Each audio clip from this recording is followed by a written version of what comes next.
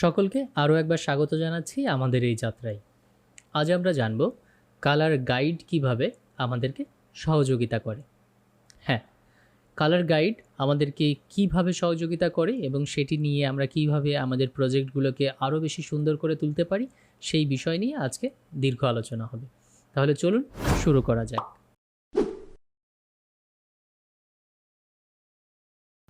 যখনই আমরা কোনো ডকুমেন্ট নিব বা কোনো প্রজেক্টের জন্য কাজ করতে চাইব, তখন আমরা যে কাজটি করব, প্রথমে আমরা আমাদের শেপগুলোকে তৈরি করে নিব। আমি পেন্সিল টুল দিয়ে আমার অ্যাবস্ট্রাক্ট কতগুলি শেপ তৈরি করে নিই। ওকে, ধরে নিই যে এইখানে কতগুলি শেপ রয়েছে আমার, সেই শেপগুলিকে আমি একটি স্ট্যান্ডার্ড কালার করতে চাই। স্ট্যান্ডার্ড কালার, হ্যাঁ, চাইলে তো আমরা যে কোনো কালারই করতে পারি, কিন্তু সেটা দৃষ্টিনন্দন হবে এবং দেখতে সুন্দর হবে।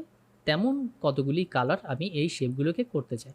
সেই ক্ষেত্রে আমি যে সহযোগিতাটা পাবো সেটা হচ্ছে, সবথেকে বেশি সহযোগিতা আপনাকে করবে হচ্ছে কালার গাইড।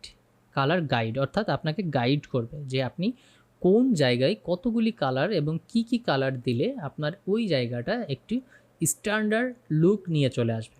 এই জন্যে আপনাকে কালার গাইড সবসময় আপনাকে ইনস্ট্রাকশান দিবে যে আপনি ঠিক এইভাবে কাজগুলি করেন। এইবার আমরা জানি যারা ডিজাইনার আছি তারা একটি স্ক্রিপ্ট নিয়ে আমরা সবসময় ডিজাইনের দিকে এগিয়ে যাই। অর্থাৎ ডিজাইনগুলো কী ধরনের, কোন সেলিব্রেশনকে, কোনো সেলিব্রেশন আছে কিনা বা কোনো এক্সিবিশন আছে কিনা বা প্রোডাক্ট ডিজাইন আছে কিনা, এরকম কোনো একটা স্পেসিফিক ইভেন্ট বা স্পেসিফিক প্রোডাক্ট ডিজাইন বা যে কোনো জিনিস হোক না কেন, সেটাকে কেন্দ্র করে আমরা এগিয়ে যাই। তো এইখানে কালার গাইডের জন্যে আপনাকে ফার্স্টে চলে যেতে হবে হচ্ছে উইন্ডোতে। উইন্ডো থেকে আমরা চলে আসব কালার গাইড, এবং আমরা যদি কিবোর্ড থেকে শিফট প্রেস করে F3 প্রেস করি তাহলে আমার কালার গাইডটি চলে আসবে। দেখেন এইখানে একটা কালার প্লেট আপনাকে তৈরি করে দিবে, অর্থাৎ এই রেঞ্জের কালারগুলো আপনি এখানে করতে পারেন। আচ্ছা, আমি দেখি এখানে ডিফল্ট 4-5টা দেওয়া আছে।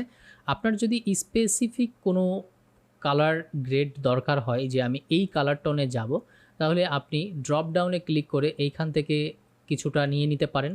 এই যে এই কালার টোনগুলো আপনি নিয়ে নিতে পারেন, অথবা আমরা চলে যেতে পারি হরিজেন্টাল লাইনে। হরিজেন্টাল লাইনে যেয়ে আমরা কালার গাইড অপশন পেতে পারি যে এইখান থেকে কি ধরনের আপনি কালার স্টেপগুলো চাচ্ছেন, অর্থাৎ 4, 5, 6।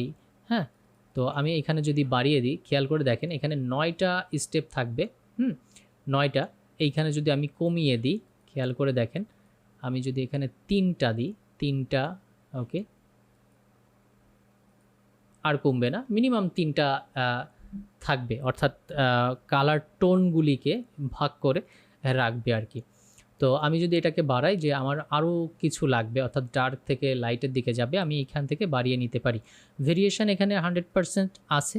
এখান থেকে যদি আমি এটাকে সফট করতে চাই, অর্থাৎ আমার খুব বেশি ডার্কের দিকে যাবে না, লাইট থেকে মিডিয়াম টোন পর্যন্ত আমি থাকতে চাই, তাহলে আপনাকে যেটা করতে হবে 50%-এর এদিকে চলে আসতে হবে। এই যে দেখেন সবগুলো অনেকটা কাছাকাছি। আর যদি আপনার ভেরিয়েশন খুব বেশি লাগে যে না আমি ওই কালারের একদম ডার্ক থেকে একদম লাইট পর্যন্ত যেতে চাই, তাহলে আপনাকে 100%ই করে দিতে হবে। এবার ওকে করে দিতে হবে। এই গেল। ঠিক একইভাবে আপনি এখান থেকে যে কোনো কালার টোনকে আপনি বেছে নিতে পারেন, যে কোনো কালার টোনকে আপনি এখান থেকে বেছে নিতে পারেন। তাছাড়া এখান থেকে আপনি আরও এই যে ওয়ার্ম কালার আছে, তাছাড়া এইখানে দেখেন কয়েকটা এই যে টিন্ট কালার টাইপের আমার এখানে আছে, এখানে ওয়ার্ম কালার আছে। আমি যদি এখানে যাই একটু ওয়ার্ম কালার টাইপের, এই যে এখান থেকে খুঁজে নিতে পারি।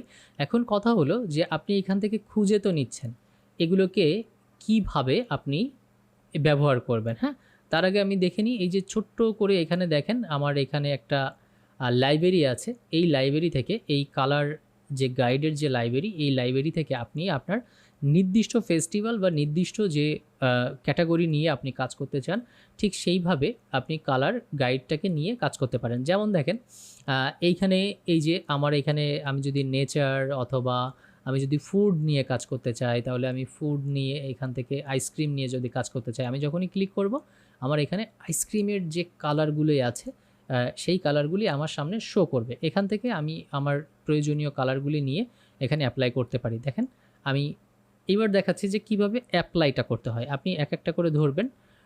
ধরুন আমি এইখানে আমার এই এই যে প্যানেলটা আছে, এই প্যানেলটা বা উপরের প্যানেলটা নিয়ে আমি কাজ করব। তাহলে আমি এই টোনটা দিয়ে দিলাম। এবার আমি ইয়েলোর এইখানে আরেকটা টোন দিব, এই সেকেন্ড টোনটা দিলাম। তারপরে আমি এটাকে ধরব, তারপরে আমি এই টোনটা দিলাম। খেয়াল করে দেখেন যে আমার কি হচ্ছে, যে আমার সফট একটা এরিয়া তৈরি হয়ে যাচ্ছে। হ্যাঁ, আমার সফট একটা এরিয়া তৈরি হয়ে যাচ্ছে এইখান দিয়ে।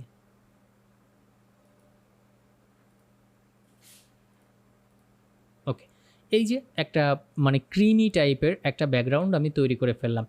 এই ব্যাপারটা আপনাকে কালার গাইড সবসময় আপনাকে হেল্প করবে, যে আপনি যতটা তাকে নিতে চান ঠিক সেইভাবে করে সে আপনাকে দিবে। তো এইখানে শুধুমাত্র আমি আইসক্রিম দেখিয়েছি, এইখানে আপনার আর্ট হিস্ট্রি থেকে শুরু করে সেলিব্রেশন, কালার বুকস থেকে শুরু করে ফুড, কিডস, সব ধরনের, এই যে মেটাল, দেখেন আপনি যখন মেটালে যাবেন তখন এই ধরনের একটা কালার প্যালেট আপনার সামনে উপস্থাপন করবে। মূল কথা হচ্ছে কালার গাইড আপনাকে কি করে, কালার গাইড আপনাকে একটা রেঞ্জ তৈরি করে দেয়। যেমন আপনার মাথায় অনেক চাপ থাকতে পারে যে আমি এইগুলোকে কিভাবে কালার করব, একটা আইসক্রিমের কালার কী দেবো, একটা বিস্কিটের কালার কী দিব। তো যখন এই কালার গাইড আপনাকে সাপোর্ট করবে, আপনাকে দেখাই দিবে যে আপনি এই টোনের মধ্যে যেতে পারেন, তাহলে হবে কি যে আপনার একটি গোছানো কাজ হবে, একটি দৃষ্টিনন্দন কাজ হবে, যে কাজটি মানুষকে বিভ্রান্ত করবে না। যেমন আপনারা অনেক বিগিনার লেভেলের ডিজাইনারের দেখছেন যে তারা প্রচুর পরিমাণে কালার ব্যবহার করে এবং খুব র কালার ব্যবহার করে, সেগুলো অনেকটা চোখে লাগে, যার কারণে ডিজাইনার খুব বেশি সে লাইফে কাজ করে উঠতে পারে না। তো বিগিনাররা সবসময় এরকম একটু র কালার ব্যবহার করবে, এটাই স্বাভাবিক। আপনারা কালার গাইড নিয়ে যদি আজকের পর থেকে কাজ করা শুরু করেন, তাহলে আমি আশা করি যে আপনাদের ওই প্রবণতাটা অনেকটা কমে আসবে। তো এই ছিল আজকের আলোচনা, যে কালার গাইডটা আপনি কোথায় পাবেন এবং সেটাকে কিভাবে ব্যবহার করবেন। আশা করি বুঝতে পেরেছেন। পরবর্তী ভিডিওতে আবার নতুন কিছু নিয়ে হাজির হচ্ছি, তত সময় আমাদের সঙ্গে থাকবেন, ভালো থাকবেন, দেখা হচ্ছে, বিদায় নিচ্ছি।